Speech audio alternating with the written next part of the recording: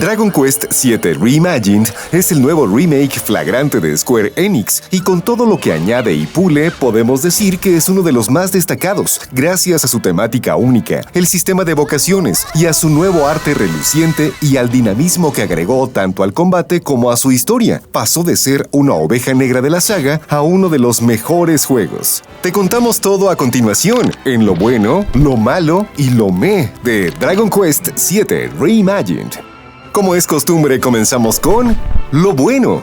Para los que jamás jugaron Dragon Quest VII, la historia comienza en una isla llamada Starda, que está sola en el vasto mar, por lo que su población cree que son los únicos en el mundo. Sin embargo, el protagonista y sus mejores amigos, Kiefer y Maribel, entran al enigmático santuario místico, donde se les revela que deben encontrar unas tablillas que los llevan a nuevos islotes localizados en el pasado. En cada una de estas zonas existe un mal, lo que nos lleva a ayudar a su gente y pelear contra todo tipo de peligros. Al hacerlo, recuperamos más piezas de tablillas para seguir viajando a otras islas, y una vez que regresamos al presente, nos damos cuenta de que estos islotes aparecen al lado de Starda, por lo que el mundo poco a poco se vuelve a poblar. Para muchos, el ciclo de viajar al pasado, salvar a las islas nuevas y regresar al presente para ver las consecuencias de nuestros actos llegaba a ser un poco repetitivo en las versiones de PlayStation 1 y del 3DS, pero en esta ocasión no lo sentimos así. Primero, porque hubo cambios en la narrativa y en el ritmo, y después porque cada zona se siente drásticamente diferente, tanto por su estética como por sus habitantes. La historia es la misma, y hay muy pocas modificaciones en el orden de los sucesos, y las que hay se pensaron para hacer el ritmo más dinámico y para que el guión sea más coherente. Por ejemplo, en el título original y en el remake del 3DS pasan unas buenas 2 o 3 horas antes de que entremos a un combate, mientras que aquí se redujo considerablemente para descartar aspectos relevantes. Se podría decir que se quitó la parte de la paja que alargaba algunas secciones. Una adición que agradecemos mucho es poder ver en el mapa nuestro siguiente objetivo, porque parte del que en las versiones originales nos tardábamos en llegar a un punto era el dar vueltas, platicar con todos los NPC y descubrir lo que teníamos que hacer. En caso de que tampoco quieran que lo sujeten de la mano, pueden desactivar la opción y progresar a su gusto. El combate también tuvo algunas implementaciones para que sea más dinámico. El equipo detrás del juego lo logró a la perfección, pues cada batalla es más divertida y emocionante que nunca. Esto se nota desde las animaciones de los personajes, pues son muy suaves y expresivas, por lo que a pesar de que las peleas son por turnos, se sienten más naturales y aceleradas. También está la implementación del estado frenesí, que es básicamente lo mismo que la inspiración en Dragon Quest 11. Cuando nuestros personajes entran automáticamente en este modo, pueden activar un movimiento especial. Cada uno varía dependiendo su vocación, por lo que sus efectos son diversos. Así como algunos son ofensivos, otros ayudan a que incrementemos estadísticas específicas.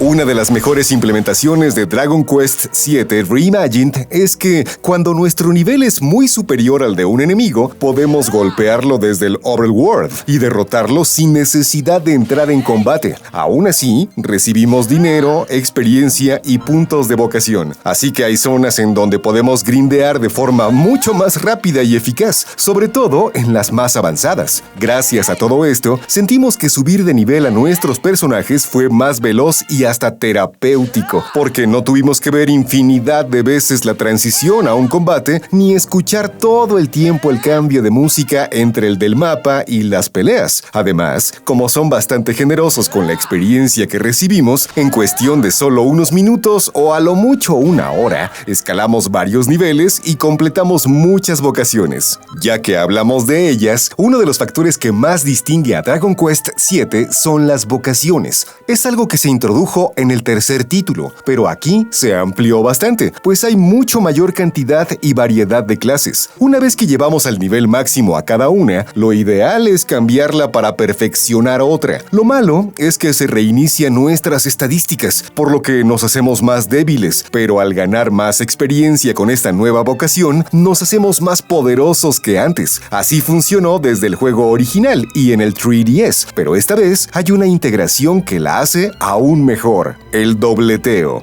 El dobleteo permite equiparnos dos vocaciones al mismo tiempo para subir ambas de nivel y aprovechar los beneficios de cada una. Igualmente, cuando llegamos al estado frenesí, podemos elegir entre cuál queremos activar, lo que amplía muchísimo nuestro repertorio de movimientos. Entre los poderes de los estados frenesí, hay algunos básicos como aumentar nuestro ataque, asegurar que nuestro siguiente golpe sea crítico, hacer que nuestros hechizos gasten 0 PM y más, pero también otros muy peculiares, como hacer que un rebaño aparezca y golpee al enemigo, tener 2 clones para triplicar nuestro daño y hasta invocar a una santidad sumamente fuerte. Otra ventaja del dobleteo es que permite ponernos creativos con nuestras combinaciones. Por ejemplo, podemos seleccionar que uno de nuestros peleadores se base completamente en la fuerza bruta y asignarle guerrero y paladín, o que se convierta en un gran hechicero y hacerlo sabio y sacerdote, o de plano balancearlos y seleccionarlos como monstruólogo y mago. Son muchísimas vocaciones, por lo que experimentar con las combinaciones y subir a cada una al máximo nivel fue una de las partes que más disfrutamos del remake. Nuestras favoritas son pirata, paladín, gladiador y campeón, pero en general todas ofrecen algo interesante. Visualmente, este remake se ve despampanante. Es seguramente el remake más hermoso que Square Enix ha lanzado últimamente, a la par de las 2 partes de Final Fantasy VII. La decisión de haber hecho marionetas para cada personaje resultó ser una más que acertada, pues cada protagonista se ve extremadamente vivo y expresivo. Lo mismo pasa con los enemigos que recorren el mundo, quienes incluso reaccionan a lo que sucede a su alrededor. Por ejemplo, hay unos que se reúnen en una fogata para calentarse, otros se corretean entre ellos como si estuvieran jugando, e incluso los más débiles huyen aterrorizados cuando nos ven. Son detalles que le dan muchísima personalidad a Dragon Quest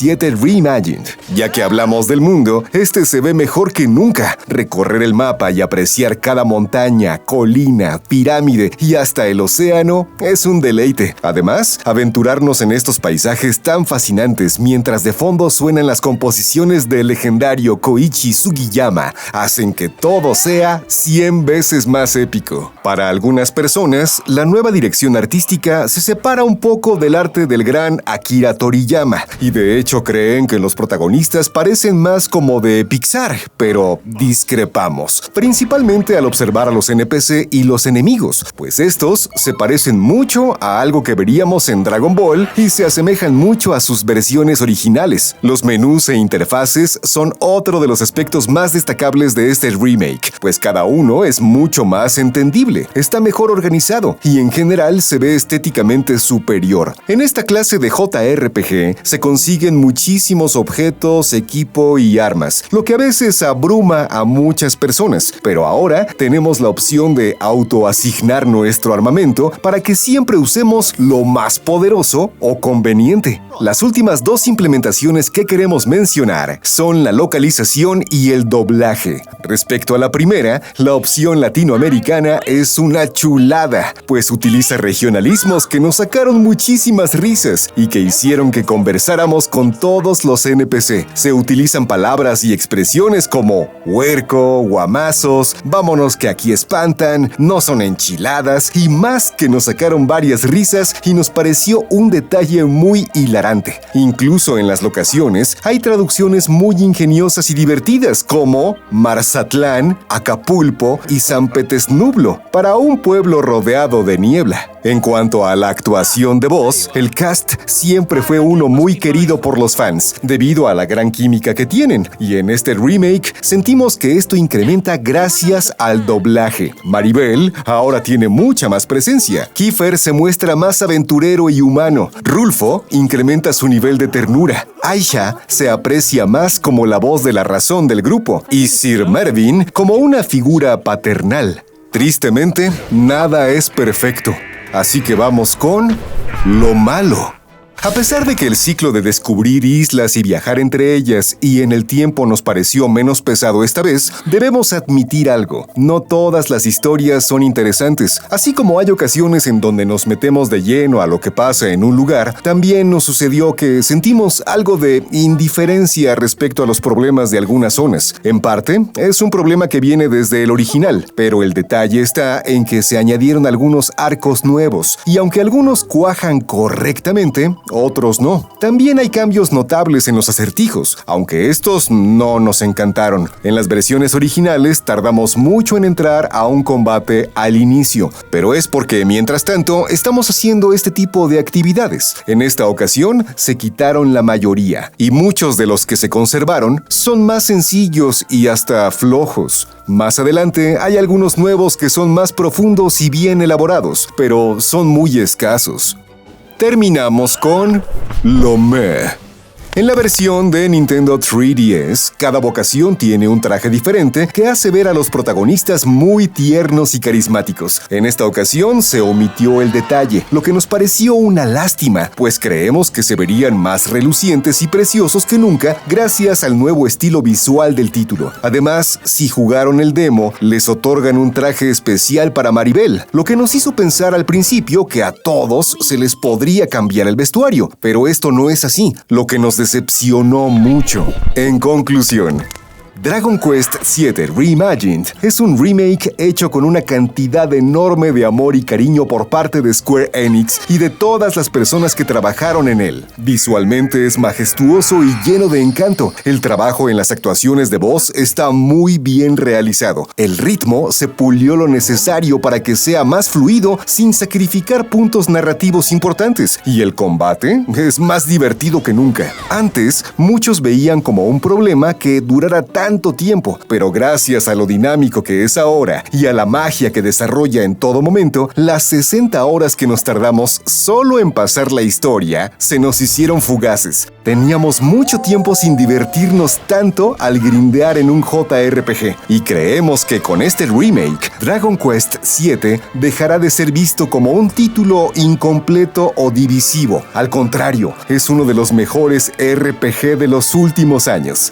¿Qué opinas del juego? ¿Le darías una oportunidad? No olvides comentar y compartir este video y mantenerte informado aquí en Level Up.